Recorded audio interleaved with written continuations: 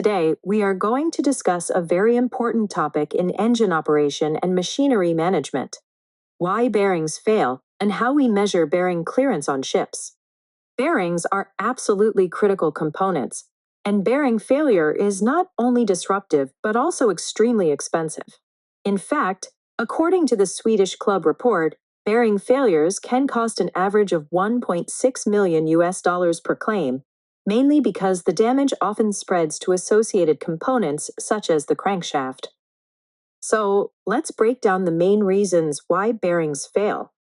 Broadly, these causes fall into two major groups: lubrication-related causes and mechanical causes. Lubrication-related causes. Bearings rely on a steady, continuous supply of clean lube oil to create a protective film between the bearing and the shaft.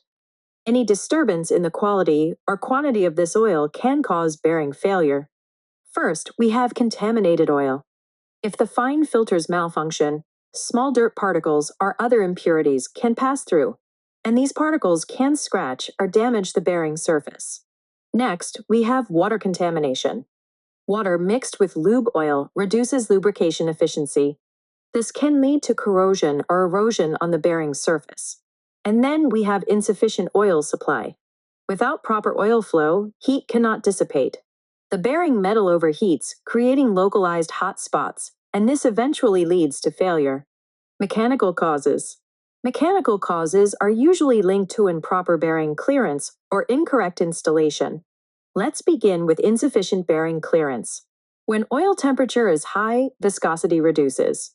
The oil film becomes thin, and its load-carrying capability drops.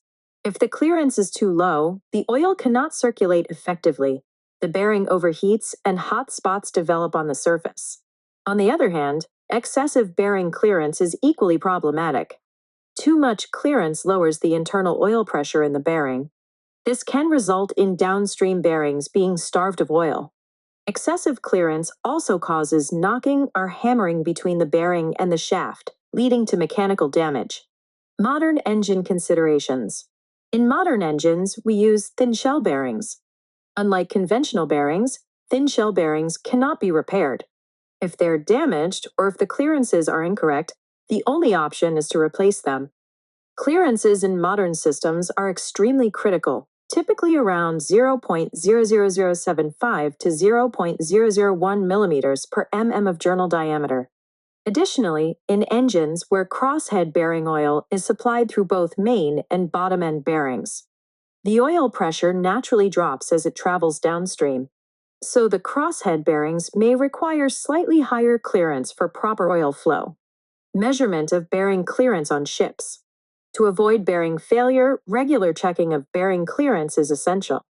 Clearance dictates the effectiveness of lubrication, and if the clearance is too small or too large, it leads to overheating, poor oil flow, or direct mechanical damage. On board ships, several methods are used to measure bearing clearance. Lead wire method. This is one of the most traditional methods. Its accuracy depends heavily on not overcompressing the lead wire. The rule is simple: do not compress the wire below 1/3 of its original diameter. Here's the procedure. You rotate the crankshaft to top dead center. Remove the locking arrangements and mark the nut position. Slacken the nut and lower the bottom half of the bearing. Then place 3 lengths of lead wire circumferentially at 3 positions. Reassemble the bearing and tighten it to the specified torque. After that, lower the bearing again, remove the wires, and measure their thickness. If the measurement is out of limits, you may need to replace the bearing shell or adjust the clearance using shims. Plastigauge method. Plastigauge is a thin plastic strip that deforms under compression. The clearance is determined from the width of the compressed strip. This method is generally considered more accurate than the lead wire method because the deformation is more uniform and easier to interpret. Feeler gauge method. This method uses simple metal feeler gauges. You rotate the crankshaft to bottom dead center, insert the feeler gauge between the lower bearing half and the crank pin, and take the reading. It is quick but less accurate, especially with long feelers, because the measuring point may not correspond to the minimum clearance point. Bridge gauge method.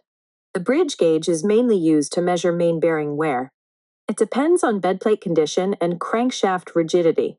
You remove the lube oil supply pipe, take out the upper bearing half, fit the bridge gauge, and then measure the clearance using a feeler gauge inserted through the bridge gauge setup. Micrometer method. Finally, the most precise method involves using a micrometer. You carefully measure the bearing diameter and the crank pin diameter, and the difference between the two values gives you the clearance. This method requires attention to detail but delivers highly accurate results. So, in summary, bearing failure is mainly due to lubrication problems and mechanical issues related to clearance. With modern thin shell bearings, precision is more important than ever. Regular measurement using these established methods is essential to ensure proper oil film, prevent overheating, and avoid extremely costly failures.